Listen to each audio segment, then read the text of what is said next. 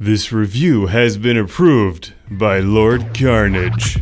Banished from Earth Classic Game Room broadcasts from the Intergalactic Space Arcade on its never-ending mission to review everything.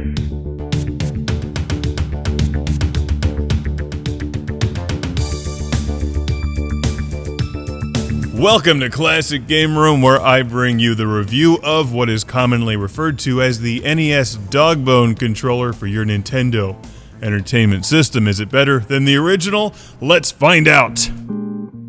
So, you're about to play some Super Mario Bros. 3 on your Nintendo Entertainment System. Hey, that's a great choice if you don't have Contra or Blaster Master laying about. But what do you do if your controller doesn't work?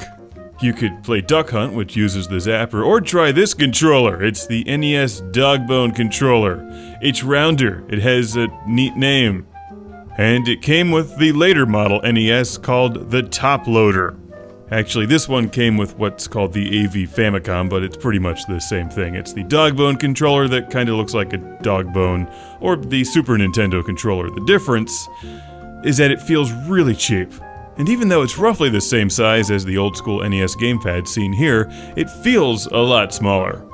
And you know how reissue game consoles and accessories are for the most part. Things get smaller, and they get cheaper. Even though it does more or less the same job. It plays games, this time with convex buttons instead of concave ones, and rounder edges that kind of feel like the Super Nintendo.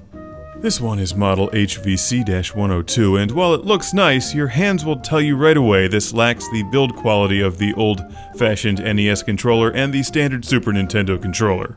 It feels lighter, it feels cheaper, but it works just fine provided you're sitting within about 6 or 8 inches of your Nintendo, because they give you barely any cord with this thing. That's probably its biggest problem. There's no cord. You can't sit back in your couch and enjoy a game unless your Nintendo is sitting in your lap. So for that reason alone, I would avoid this thing. Stick with the old school NES controller, unless for some reason those sharp edges really bother you. It's a better gamepad. Maybe you can keep it handy in case you have to rage quit a game and throw it against a wall. It'll bounce right off, it's pretty light.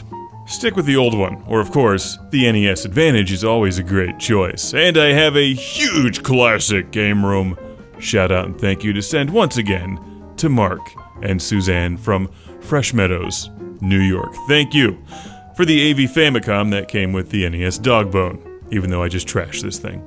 It's perfectly fine if you have no other choice, but the original is superior.